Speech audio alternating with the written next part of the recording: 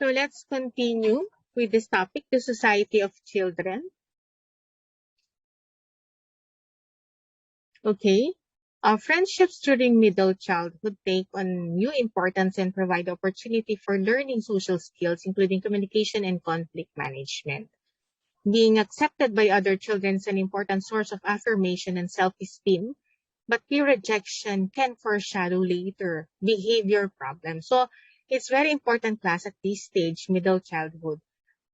That's why, it's important that you have friends, ma-enhance ang inyong social skills, how you communicate with other, and then paano ka mag-resolve ng conflict. You need friends. That's why engaging in sport is very important. Engaging in play is sa mga earlier stages no early childhood.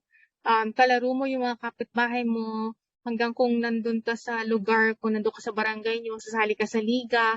Pag summer, may mga activities or magjo-join ka sa mga activities sa church or pagka naman nandun ka sa school, meron ding mga activities or mga club na mas maganda you join mga extracurricular activities because this is an opportunity for you to learn social skills at saka itong conflict management and communicating with people. Have you heard or do you know somebody like yung classmate mo na elementary or hanggang pagdating ng high school na hindi pa marunong makipag-usap, no? Parang like introvert siya. Basa lang ng basa yung ganon. So, importante na like no, kung kayo syempre, no, hindi naman tayo lahat ganun. Kung may nakita naman tayo na ganun na tao, mas maganda na we reach out to them para ma-encourage din natin sila to participate socially.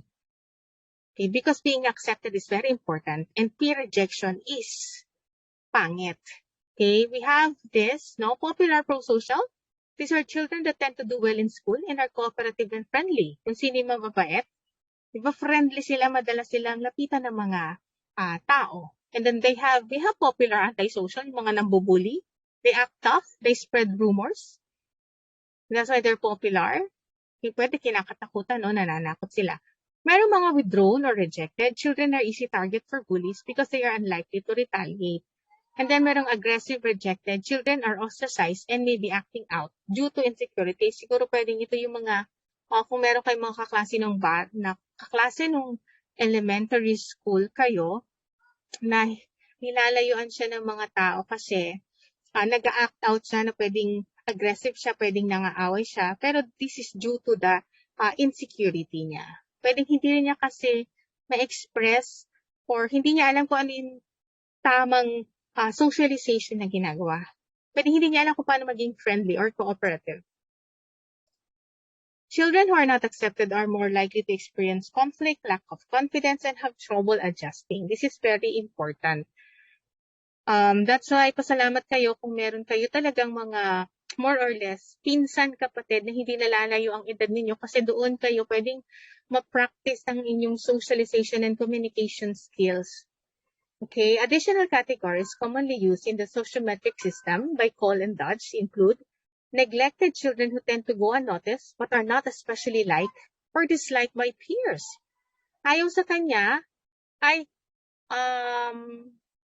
they are not especially liked. Ayaw sa kanya, dislike rin. So parang neglected, parang wallpaper, hindi masyadong pinapansin. Yung bata, unnoticed. Parang walang friends. That's so hard. Hirap nun.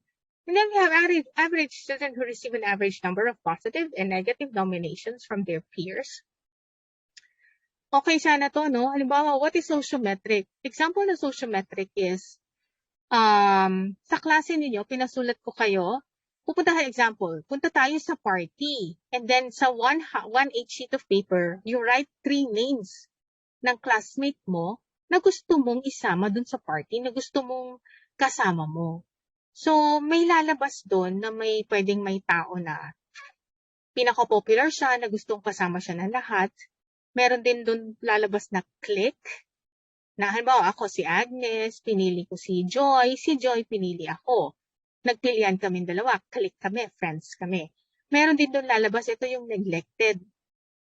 Walang pumili sa kanya, walang may gusto sa kanya, pero wala rin man siyang may ayaw, pero hindi siya ayaw, hindi rin siya gusto, no, neglected. And then controversial children who may be strongly liked or disliked by quite a few peers. So, pwedeng pagka-controversial. Merong may gusto sa kanya, may pipili sa kanya. Meron ding hindi pipili sa kanya. Kasi meron strongly like, no, most probably may pipili sa kanya. Pero konti lang. Peer relationships become focused on psychological intimacy, which significantly affects a child's outlook on the world. Peer relationships require developing different social and emotional skills than those that emerge in parent-child relationship.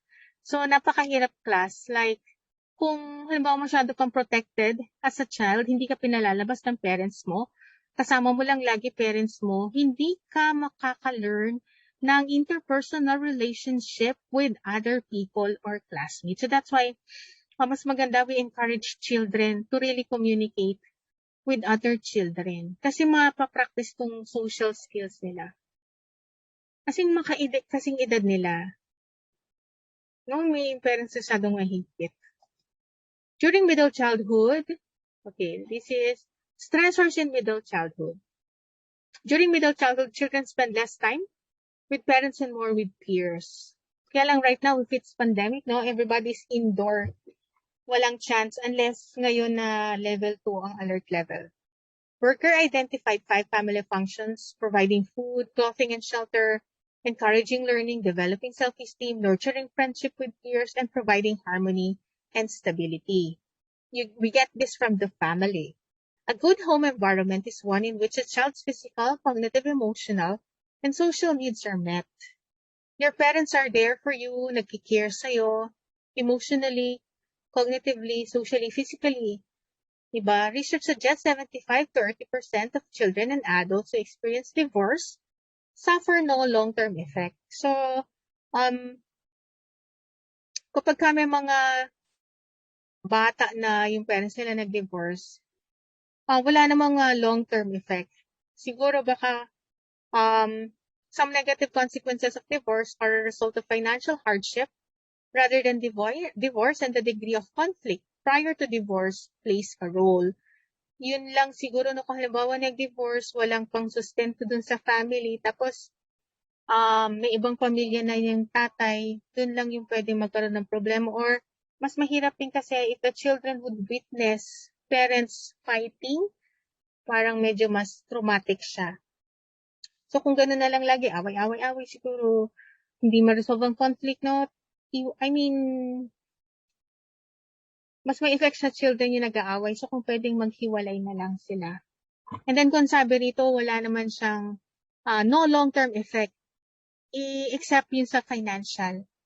Or yun sa conflict, like maybe if you have a step, you live with the step mom, step dad, step children, no? Ganun. Pinaghiwalay kayo. Continuation, no, merong short-term consequences in the first year of divorce kasi hindi naman talaga foolproof na walang effect ang divorce. So there's grief over losses. No, kasi halimbawa, if you're close to your dad, tapos umalis yung daddy mo, there's a reduced standard of living kasi iniwan kayo, walang pang support. And then adjusting to transition. Pwedeng kasabay nito, kapag ka nabawasan ng finances, you may transfer to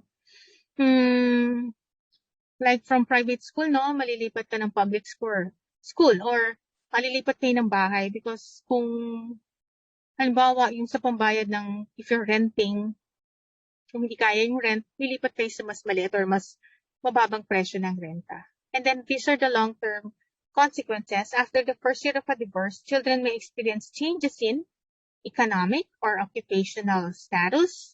There's an improved relationship with the custodial parent kung saan ka napunta. So usually it's the mother. There's greater emotional independence in sons when raised by their mother, feeling more anxious in their own love relationships as adults. Ito yung mga anak. Kasi if they're thinking that their parents are divorced, some would think na if you're watching like mga Korean novela, no? Parang kung maghahanap ka ng partner mo, hindi acceptable sa kanila na yung parents mo ay divorced. Kasi parang iisipin nila na baka mangyari rin sa iyo. There's an adjustment of the custodial parent impacts how the child adjusts. Kasi kung yung nanay mo, no, siya na rin ang bubuhay sa'yo, nanay na, tatay na, mag-a-adjust. Pwede makukulangan ng time. So, mag-a-adjust yung bata. There's some mental health issues including anxiety and depression. Yung sinabi ko kanina, class, ito, no, research suggests 75 to 80% of children and adults who experience divorce suffer no long-term effect. 75 to 80%, mas maraming children, they do not suffer long-term effect. But there is an effect dun sa first year of divorce. Oh, ito, short-term consequences, first year after divorce, and then after the first year of divorce. Okay, sexual abuse in middle childhood. Research estimates that 1 out of 4 girls and 1 out of 10 boys have been sexually abused, with a median age for abuse at 8 or 9 years old. Childhood sexual abuse is defined as any sexual contact between a child and an adult or much older child. Incest refers to sexual contact between a child and a family member. Girls are more likely to be victims of incest, while boys are more likely to be abused by someone outside the family. Sexual abuse can create feelings of self-blame, betrayal, shame, and guilt, resulting in depression, anxiety, problems with intimacy, and suicide. Ay, wait lang.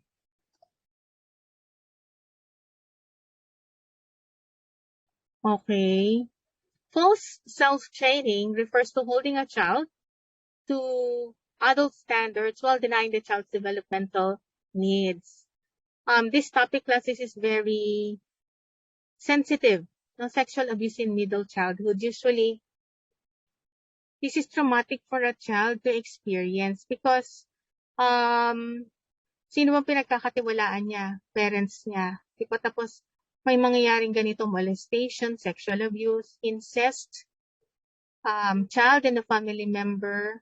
Diba pag usually it's the girl and then the father or kaya girl, no? Tapos mas older na brother, no? Yung mga ganyan.